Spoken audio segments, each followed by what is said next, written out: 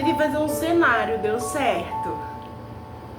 Eu quero sentar aqui pra conversar um pouquinho sobre o Natal, entendeu? Porque hoje é dia 22 e eu tô com essa ideia de falar sobre o Natal já faz um tempo. Eu sou uma pessoa assim, eu amo Natal, eu sou muito natalina, entendeu? Eu não amo exatamente o dia do Natal, mas eu amo tipo a temporada de Natal, eu amo filmes de Natal, eu amo música de Natal, eu amo decoração de Natal, eu acho assim, incrível. Mas eu quero falar um pouquinho sobre a razão pela qual a gente celebra o Natal, né? Que é o nascimento do nosso Senhor e Salvador Jesus Cristo, que não aconteceu no dia 25 de dezembro. Acho que todo mundo sabe disso, a Bíblia não fala que dia ele nasceu, mas nós sabemos que não foi no dia 25 de dezembro.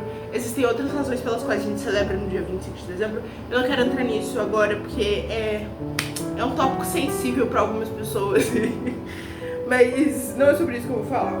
Eu vou falar sobre realmente, tipo assim, o Natal, a ideia de Jesus nascendo. Eu fiz minha introdução, gente, desculpa. Oi, gente, tudo bem com vocês? Meu nome é Débora, você pode me chamar de Debs. Continuando com o vídeo. Eu acho que a gente tá tão... Nós somos muito abençoados, muito sortudos de termos nascido em uma cultura cristã, sabe? O Brasil é um país onde a maioria das pessoas são cristãs, e as pessoas que não são cristãs, a maioria delas vem de família cristã ou já em algum momento teve algum contato com o cristianismo. Poucas pessoas no Brasil podem dizer, tipo assim, eu nunca tive nenhum contato com o cristianismo, não sei sobre o que é, não sei o que, tá ligado? Em algum momento, qualquer pessoa nesse país já teve contato com o cristianismo, o que é uma coisa maravilhosa, mas ao mesmo tempo, será que é? Porque a gente vive, eu acho que é um cristianismo muito banalizado, muito secularizado, sabe? E tipo assim, não me entenda errado, eu não acredito em bolha gospel, pelo amor de Deus. Não é isso que eu quero dizer.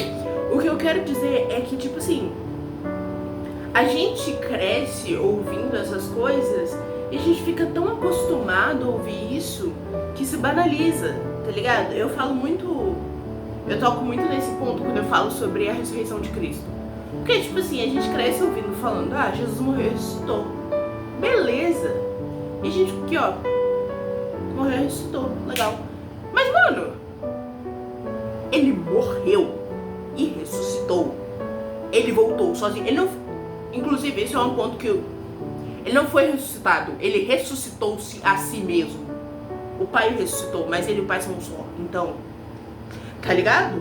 E a gente fica tão acostumado, tão familiarizado com conceitos básicos que são os pilares do cristianismo, que a gente se esquece do quão maravilhoso, quão incrível e quão loucura tudo isso é, sabe? Loucura no melhor sentido possível, né? Eu queria falar um pouco, mais ou menos, sobre isso, mas na questão do Natal. O nascimento de Jesus não é uma coisa que, tipo, aconteceu do nada, sabe? O nascimento de Jesus, ele foi profetizado, foi preditado por profetas. E simplesmente, tipo assim, no Velho Testamento tem mais de 300 profecias sobre Jesus. E Jesus cumpriu cada uma delas. Isso já é uma coisa assim. Mas só sobre o nascimento dele tem mais de 16 profecias. E simplesmente em nascer ele já cumpriu 16 profecias. Isso já, pra mim, já é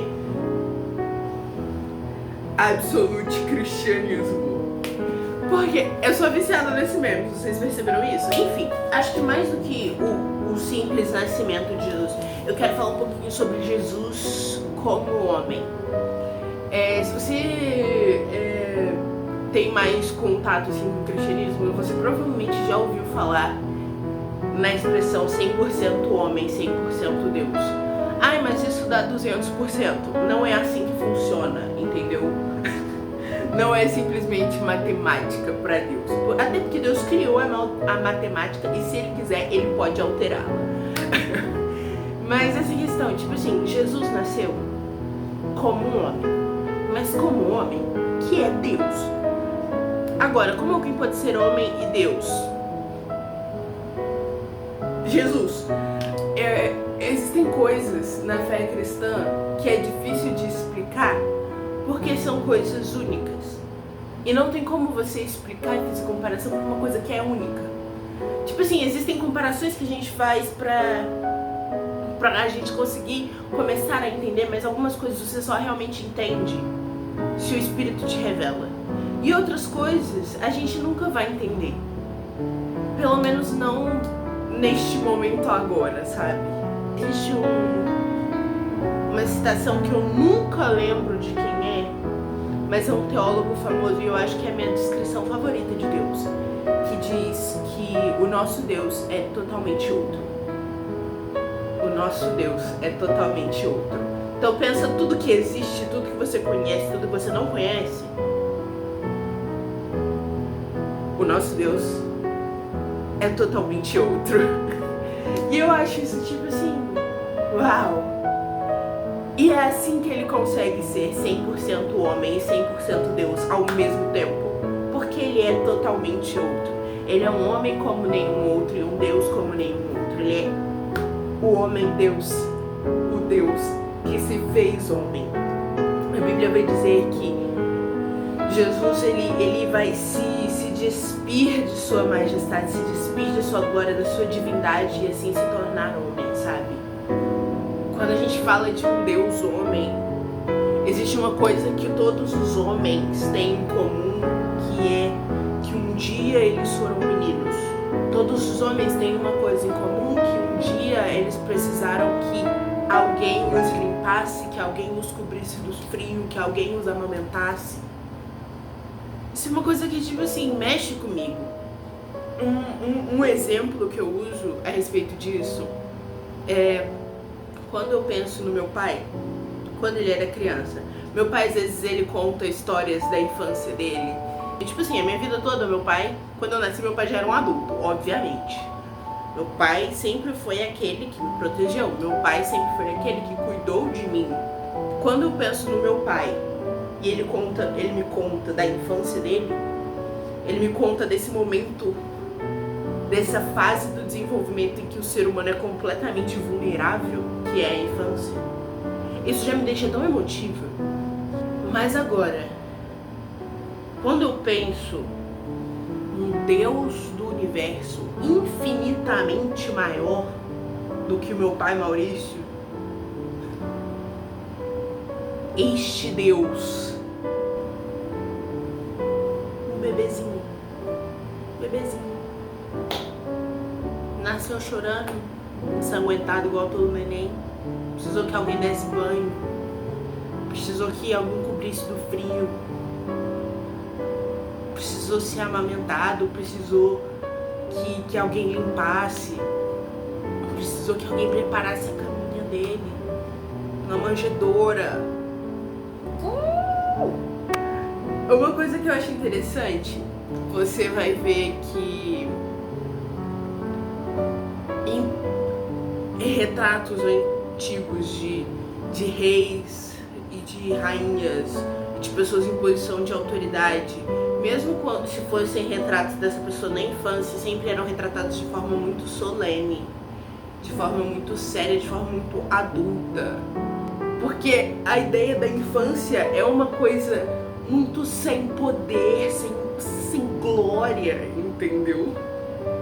E agora você pensa um rei do universo, se coloca nessa posição de ser retratado como uma criança, e não uma criança que nasce num berço de ouro, mas uma criança que nasce para ser colocado onde os animais comem.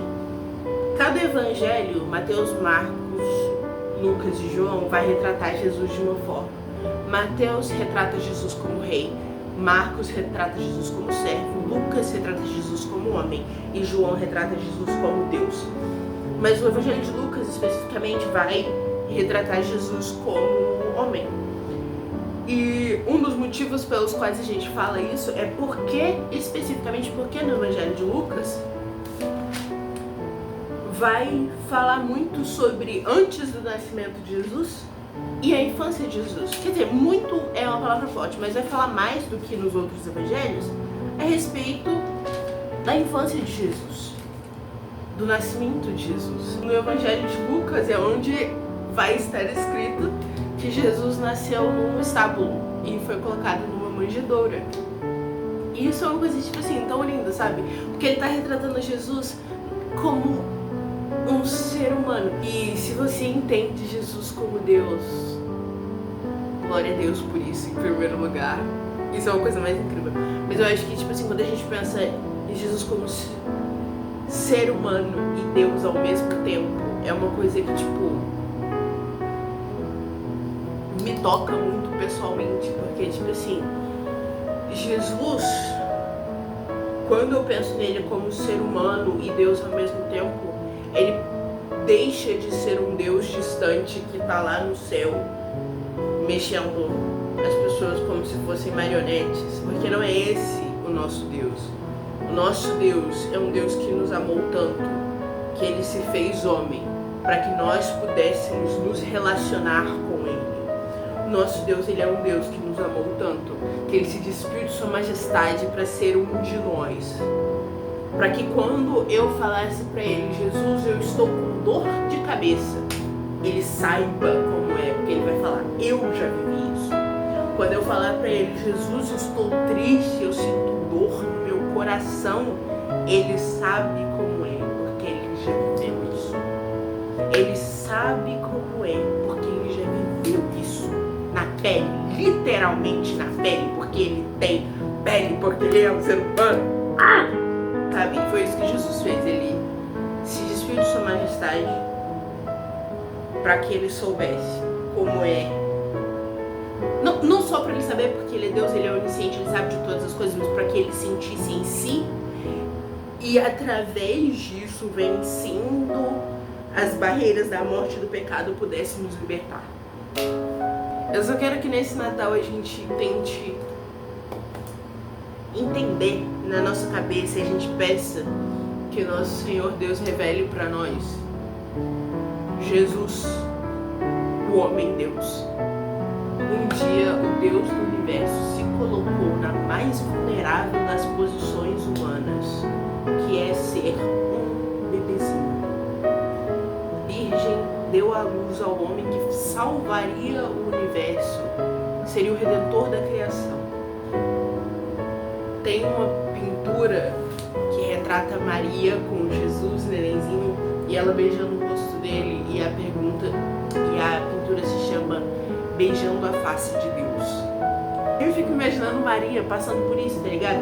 As dores do parto, e tipo assim, aquela trabalheira pra, né, parir um menino num estábulo. E aí sai aquele trenzinho pequenininho, um frio, com os panos que tinha lá, limpando ele, tomando cuidado pro menino não encostar no cocô de vaca, limpando onde os bichos comiam pra colocar o neném, enrolando o neném no pano. Ela coloca aquele neném na manjedoura e aquele neném é Deus. Entendeu? Não sei se tá dando pra entender, mas espero que esteja dando. Para finalizar, vamos orar. Senhor Jesus, muito obrigada. Muito obrigada porque o Senhor teve misericórdia de nós enquanto humanidade. E o Senhor se despiu de sua majestade, de sua divindade, de sua glória. E se fez o mais vulnerável dos bebezinhos. Com frio, com fome. Foi um neném, nasceu no meio dos bichos, no meio de feno, sei lá, das plantas. Muito obrigada, Jesus, porque o Senhor realmente se colocou nessa posição de ser cuidado. Quando o Senhor é o Rei do Universo, o Senhor se colocou nessa posição de depender de outras pessoas para simplesmente sobreviver, mesmo que o Senhor seja o autor da própria vida. Muito obrigada, meu Deus, porque o Senhor teve misericórdia de nós e se colocou no nosso lugar. O Senhor nasceu como homem, viveu como homem, morreu como homem, ressuscitou como Deus. Pai, eu te agradeço porque o Senhor mostrou através de sua própria vida que é possível viver uma vida santa e que nós devemos sempre buscar santidade, mesmo que muitas vezes nós falhamos e não conseguimos ser como o Senhor é. O Senhor tem misericórdia de nós e o Senhor tem cuidado de nós. Muito obrigada, Pai. E agora eu peço, Pai, que esse vídeo alcance as pessoas certas, que esse vídeo toque o coração de quem o Senhor quiser tocar. Eu peço, Pai, que o Senhor realmente continue cuidando de nós. Eu te agradeço, Senhor, por essa temporada de fim de ano, que é uma temporada de festas, de celebrações em famílias, entre amigos. E eu peço, Pai, que o Senhor realmente esteja abençoando a vida de cada um que estiver assistindo esse vídeo. Eu peço que o Senhor esteja cuidando nesse período. Pai, eu te agradeço mesmo, porque o Senhor se fez homem. Eu te agradeço, Pai, porque o Senhor se colocou nessa posição e foi por mim. Peço, Pai, que a cada dia o Senhor nos dê mais entendimento de quem o Senhor é, e mais fome da Tua palavra, e mais sede da Tua presença. Esse eu peço no nome santo do Senhor Jesus. Amém. Amém, friends. Beijo, galera. Até mais. Amo vocês.